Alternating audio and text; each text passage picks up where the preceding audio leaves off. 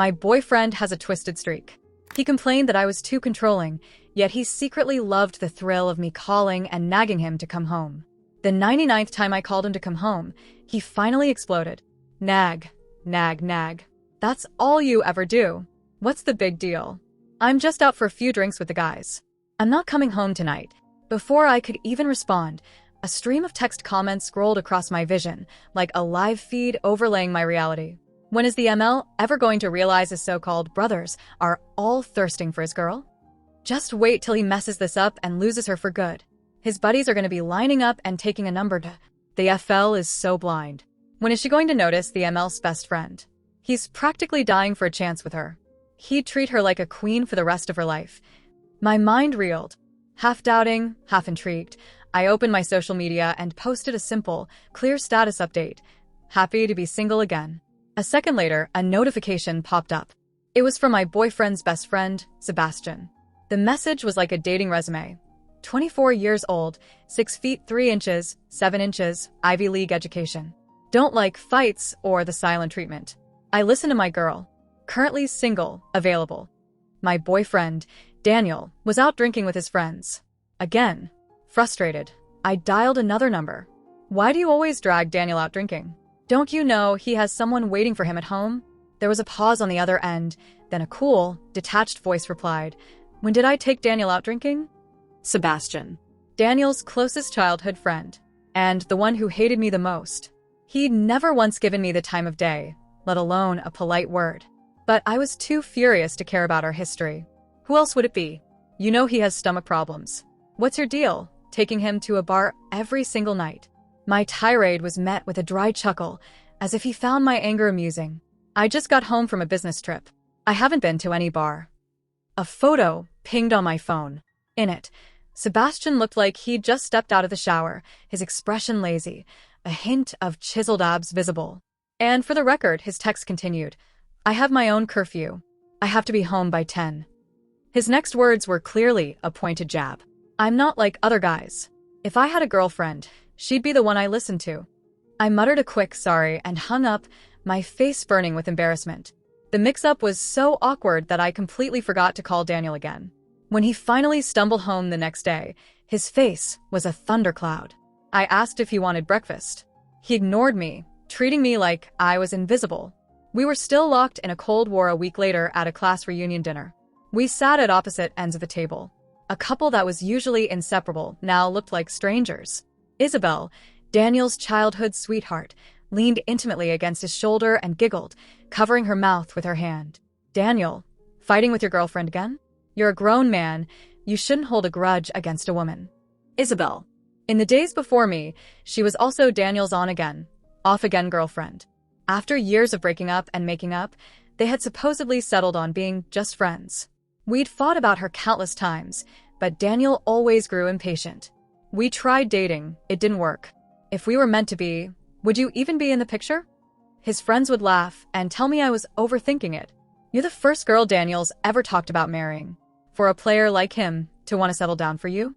That's love, girl. Watching them now, flirting and laughing as if no one else existed, I took a deep breath and told myself it was just normal friendly banter. When the food arrived, the main course placed in front of me was pineapple fried rice. Isabel feigned surprise. Oh, I completely forgot your girlfriend is allergic to pineapple. Daniel, why didn't you remind me? She made a show of offering me her own seafood rice, her voice tinged with reluctance. The waiter said this was the last portion, but fine. Since your girlfriend loves it, she can have it. Her words painted me as some kind of bully who snatched things away from others, even though it was just a simple plate of rice. I was about to refuse when Daniel cut me off. You eat it. She doesn't need it. Who does she think she is, anyway? The table fell silent. Isabel tugged on Daniel's sleeve, her brow furrowed as she whispered sweetly, Don't be like that.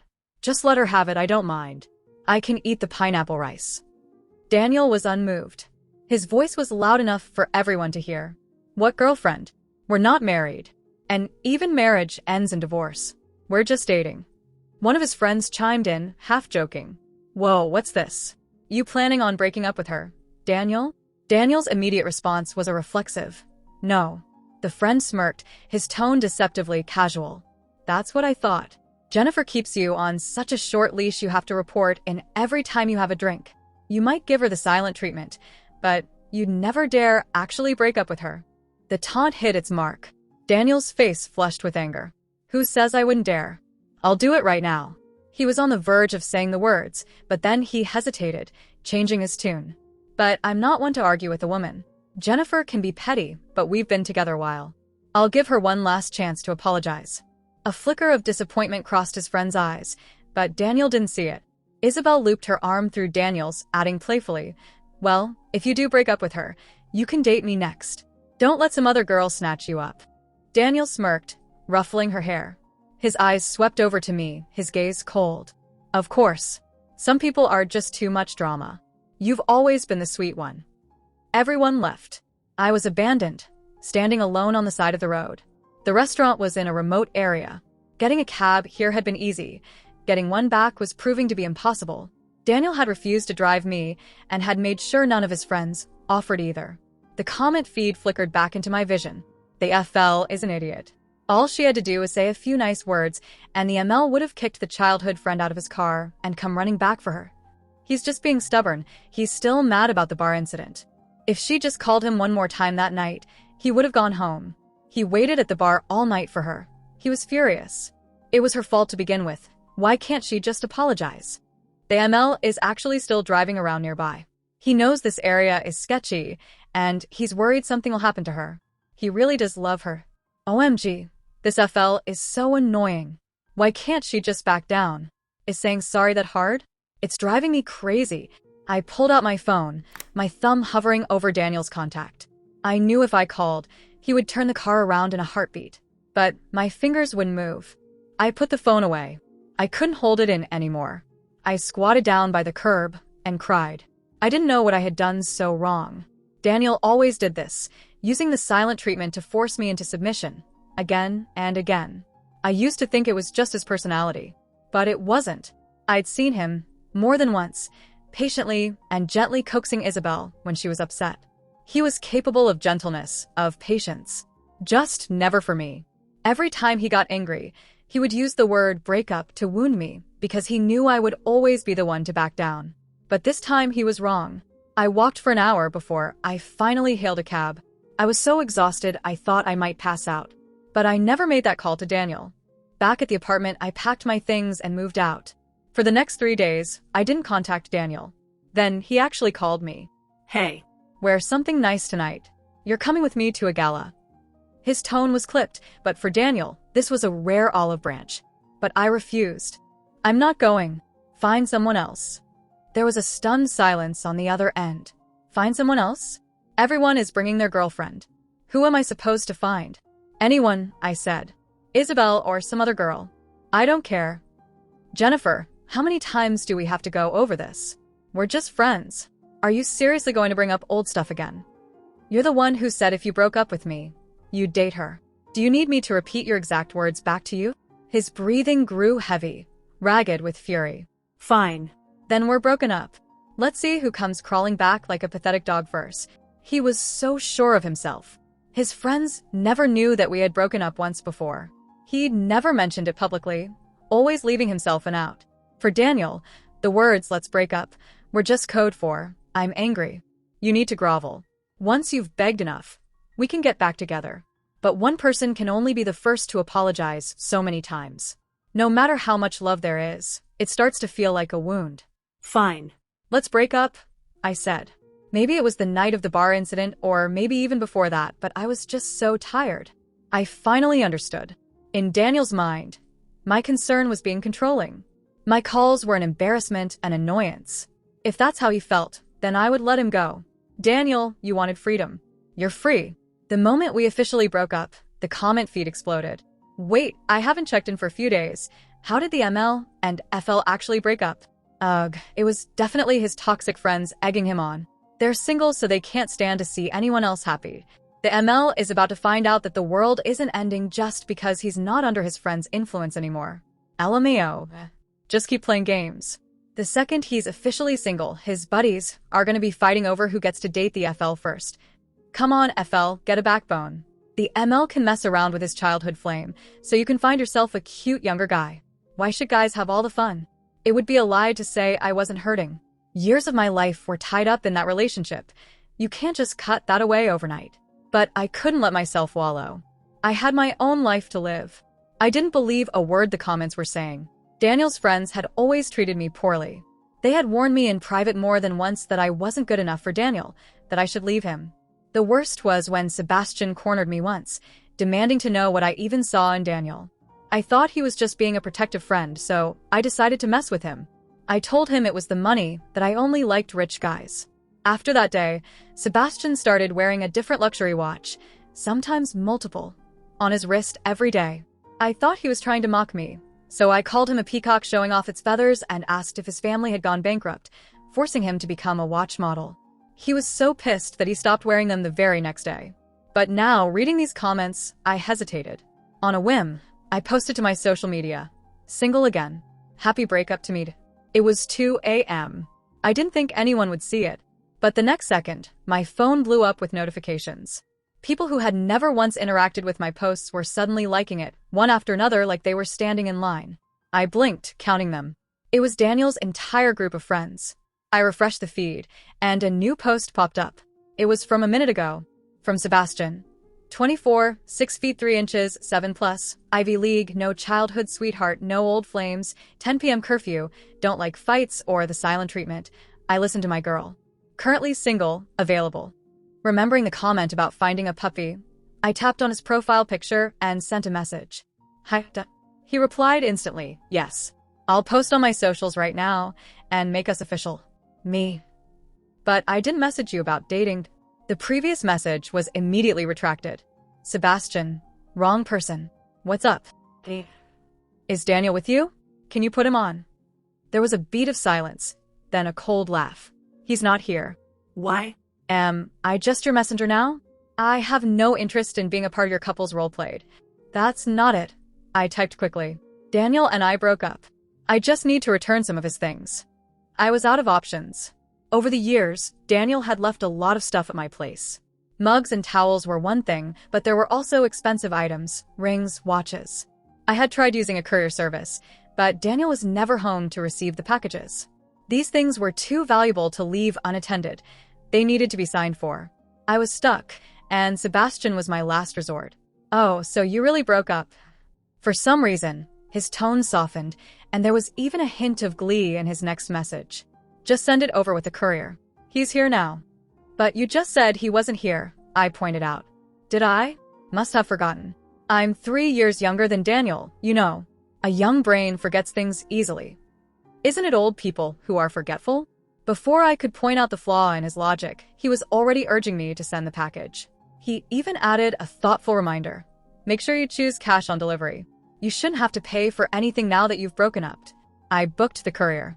An hour later, the delivery guy sent me a video. In the video, Daniel was standing in the middle of a circle of his friends. See? I told you they wouldn't really break up. Look, she's already sending a gift to apologize. The words were mocking, but the speaker's tone was sour with envy. Seriously, Daniel, you found a good one. She treats you like a king. What does she even see in you? Yeah, if it's about money, all of our families are loaded.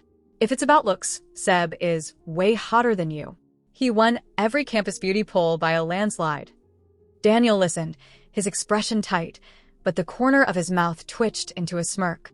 He cleared his throat, feigning indifference. She didn't have to send a gift. An apology would have been enough. I'm not the kind of guy to hold a grudge. One of them piped up, unable to stand it. Then give the gift to me. I'll pay you for it. Daniel's face immediately changed. No way. This is for my girlfriend. No one touches it. He glanced casually at Sebastian. Hot doesn't mean anything. Love isn't just about looks. He continued, his voice dripping with magnanimity.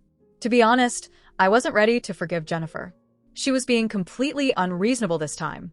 But, seeing as she's so desperate, I guess I can forgive her one last time.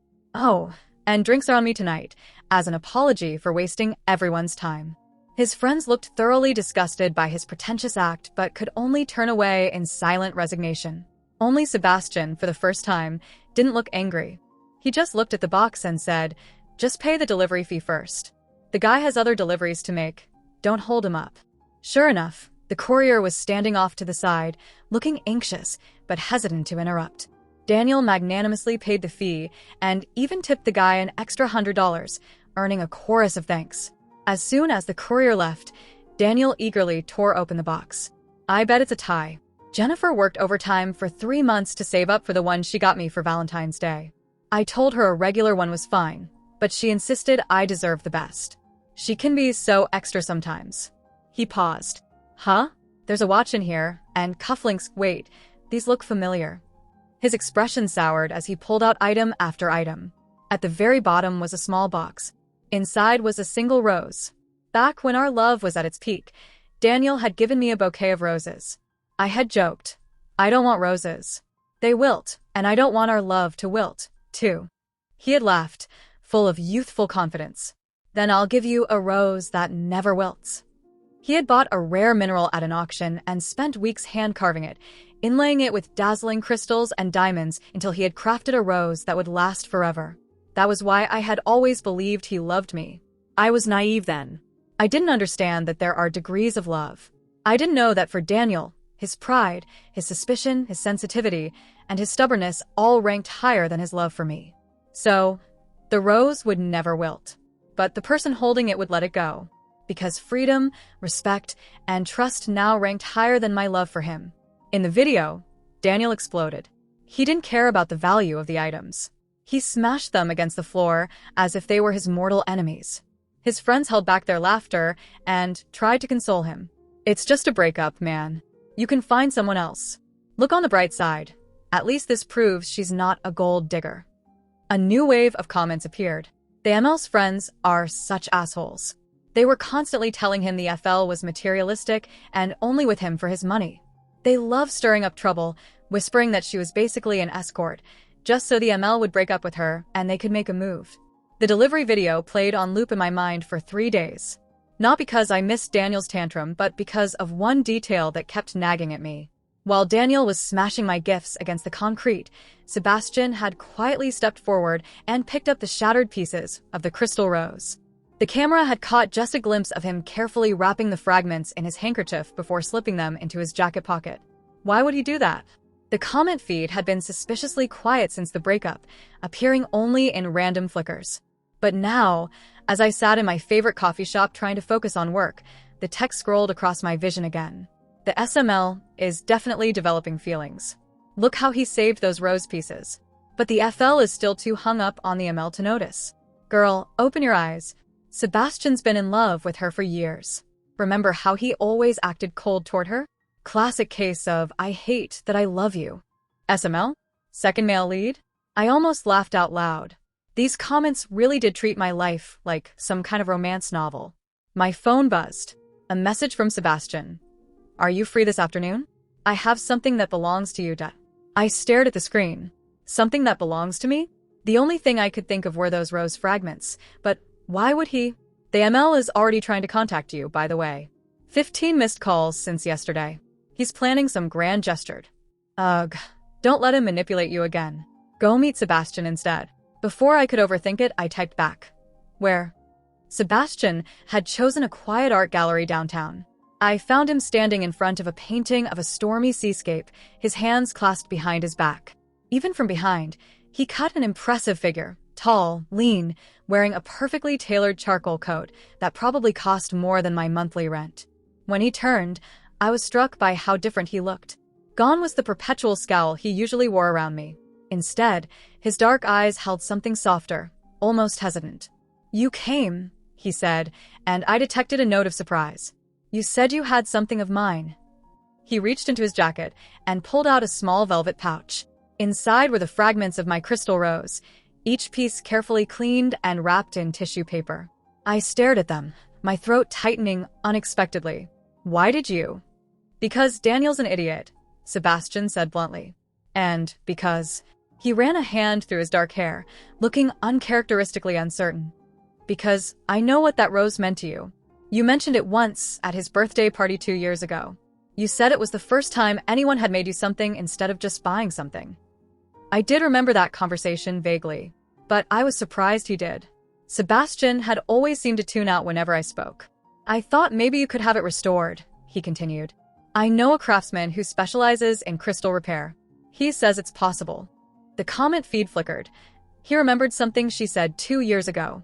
If that's not love, I don't know what is. I looked up at Sebastian. Really looked at him for the first time. Without the hostile mask he usually wore around me, I could see why his friends had called him the campus heartthrob. Sharp jawline, intelligent eyes, and there was something magnetic about the way he carried himself, confident but not arrogant like Daniel. Why are you being so nice to me? I asked. You've never liked me. A shadow crossed his face. That's not true. Come on, Sebastian. You've made it pretty clear how you feel about me dating Daniel. All those comments about me being high maintenance and controlling. Those weren't about you being controlling, he interrupted, his voice rougher now. They were about him being controlled. There's a difference. I frowned. What do you mean? He was quiet for a long moment, staring at the painting again. When he spoke, his voice was carefully measured. Daniel's always been weak-willed. In college, we have to practically drag him to class because he couldn't handle any pressure. The only reason he graduated was because his father threatened to cut him off. This was news to me. Daniel had always portrayed himself as naturally gifted, someone who succeeded without trying. When you came along, Sebastian continued, suddenly, he had structure. He went to bed at reasonable hours, ate regular meals, actually showed up to work commitments. His parents were thrilled. They kept praising you at family dinners. OMG, the family loved her. The ML's friends poisoned him against her because they were jealous. So, why did you always seem so angry about it? Sebastian's laugh was bitter. Because I watched you exhaust yourself trying to be perfect for someone who would never appreciate it. Because every time you called to check on him, he'd complain to us about how clingy you were and I wanted to shake him.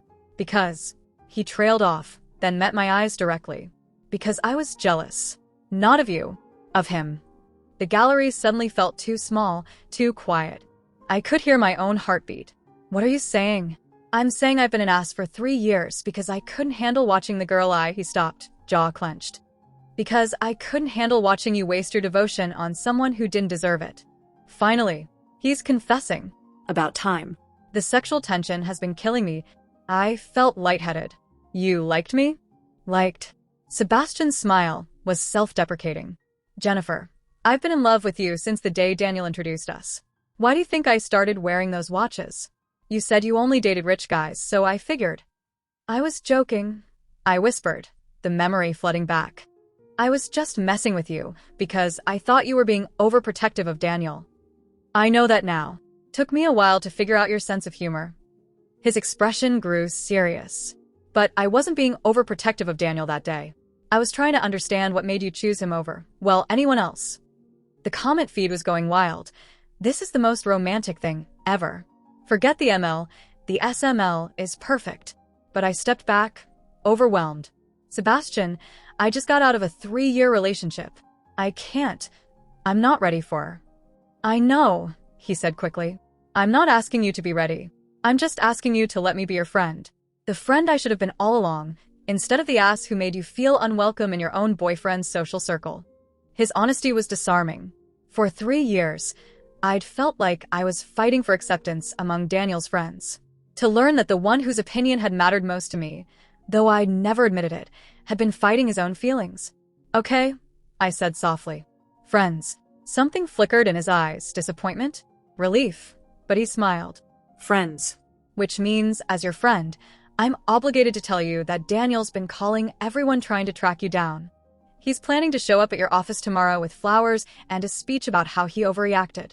Classic ML move. Grand gestures instead of genuine change. Please tell me she's not falling for it again. I sighed. Of course he is. What are you going to do? For the first time in years, I realized I wasn't worried about managing Daniel's emotions or anticipating his next move. The constant anxiety that had lived in my chest was finally quiet. Nothing, I said, surprised by how liberated the word felt. I'm going to do absolutely nothing. If Daniel wants to make a scene at my workplace, that's his choice. But I'm done managing his feelings. Sebastian's smile was brilliant. Now that's the Jennifer I always hoped you'd become. The next morning, I arrived at work to find Daniel's car already parked outside my building. Through the lobby's glass doors, I could see him pacing back and forth, clutching an enormous bouquet of roses and checking his phone repeatedly. Oh no, he really did it. This is so embarrassing. Why do men think flowers solve everything? Look at the FL though. She looks completely unbothered. Character development. I was unbothered. The sight of Daniel's dramatic display didn't make my heart race with anxiety the way it would have just a week ago. Instead, I felt sorry for him. Sorry that he thought our complex relationship could be fixed with the same grand gesture that had worked in college. I took the service elevator to avoid him, but apparently Daniel had thought of that too. When the doors opened on my floor, there he was, leaning against the reception desk chatting with my coworker Maya like they were old friends. Jennifer. His face lit up with that charming smile that used to make my knees weak. I've been waiting for you. Every head in the office turned. Maya looked between us with poorly concealed curiosity, and I could see my boss hovering near his office door, clearly annoyed by the disruption. Daniel, you can't be here. This is my workplace. I know, but you wouldn't answer my calls, and we need to talk. He stepped closer, his voice dropping to what he probably thought was an intimate whisper, but was actually loud enough for half the office to hear. Baby, I'm sorry. I was stupid and prideful, and I hurt you. But that's not who I want to be. Not for us. He's following the toxic playbook perfectly. Public apology, so she'll feel pressured to forgive him. She looks like she wants to disappear. This is horrible. Daniel was still talking, his voice growing more passionate. I've been miserable without you. I threw away the best thing in my life because I was too stubborn to admit I was wrong. Please, just give me 5 minutes to explain. No. The single word cut through his speech like a knife. The office fell completely silent. Daniel blinked, clearly not having expected such a firm refusal.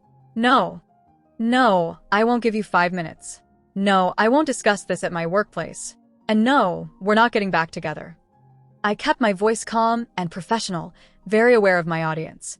Now please leave before I have to call security. His face cycled through confusion, hurt, and finally anger. You're really going to throw away 3 years over one fight? Jennifer, this is crazy. We belong together. Everyone knows that. Everyone knows that? I almost smiled. Daniel, everyone spent 3 years telling you I was controlling and materialistic. Everyone encouraged you to spend less time with me. Everyone celebrated when we broke up.